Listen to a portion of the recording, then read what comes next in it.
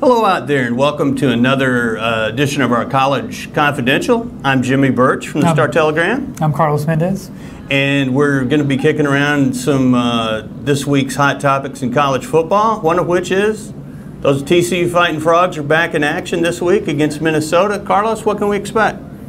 Well, it ought to be a pretty competitive game. This is the first time TCU is going to have faced comparable athletes, you know, comparable skill and size. So I know they're looking forward to it. I'm looking forward to a competitive game too. We haven't had many of those around these parts, you know. Not enough. Not enough. So yeah, I'm looking forward to it. I think it'll be a good game. Yeah, I mean, I think the Texas Heat will help them, and then the Frog offense. You know, Minnesota has a pretty good running back. It should be a good matchup. Yeah, it should. You know, they're trying to go faster and faster, but I'm looking forward to seeing the defense. You know, TCU's hung its hat for years on defense, so I really want to see how they attack this team, which will run downhill at you with this David Cobb, this running back. But hey, have you seen Texas lately? It's a mess, a train wreck now. I was there Monday, and the coach and the players aren't quite on the same page with how to motivationally approach the game, but they're figuring it out. Charlie speaks a different language than Mac did,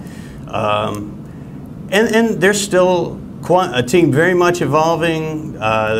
Ash probably's out for the year. He's out indefinitely. It'll be very interesting. Tyrone Swoops gets maybe a little bit more of the playbook this week. He's still got 3 unproven wet behind the ear offensive linemen blocking for him thanks to injuries and suspensions. I don't expect this to be a real pretty afternoon for the Longhorns, but bigger surprises have happened going all the way back to last year when I gave them absolutely no chance to beat Oklahoma, and they won by more than 2 touchdowns. So we'll see. Speaking of teams that are losing by more than 2 touchdowns, SMU has been losing by huge amounts. Coaching change this week. June Jones shutting it down and handing the baton over to an interim guy. Where's it? Frogs play them soon. Where's this team at? They got to be licking their chops for that game when it comes up. Yeah, that's the next game for TCU, and who knows what kind of shape SMU will be in by then. Hopefully they'll have stabilized themselves a little bit, but it looks like they just don't have much talent out there.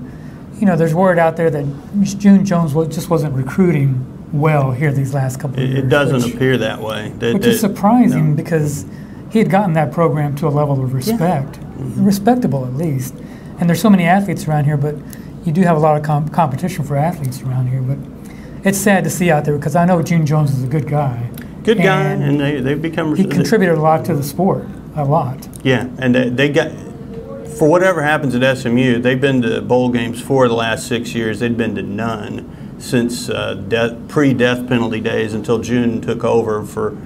June helped get that program back on its feet. It's sad to see this is going to be his swan song because this could be just an awful year, maybe even a winless year for that team based on what we've seen. Yeah, I saw somebody call him the Chip Kelly of his day, which is a good way to think about him. He really brought a lot of innovations to the sport, but it seems like we're always talking about coaches or people off the field, athletic directors. Pat Hayden. Did you see? I saw. What's the man thinking about? The Jerry Jones came straight down to the sideline. He did. I think the only thing that was missing was the Prince of Arabia or whoever Jerry brought, the Sheik from Jerry brought down to the sideline one time. Not a good look for Pat. Not a good look for someone who's a member of the College Football Playoff Selection Committee. There's been calls from people out there for Hayden to step down. I don't imagine that's going to happen. I would imagine this will be a PR blip that'll go away, but it looks really bad, and it will justifiably create questions for, okay, what's happening behind those closed doors? If Pat Hayden is willing to do this, in public, what's he lobbying for behind closed doors? But USC is going to be in the mix, very likely, but there is that recusal policy. He won't be able to lobby on behalf of the Trojans, and hopefully he'll be a little bit less zealous if he lobbies on behalf of the Oregon Ducks and the rest of the Pac-12. Well, we're 2 weeks in, Jimmy, and what have we talked about already?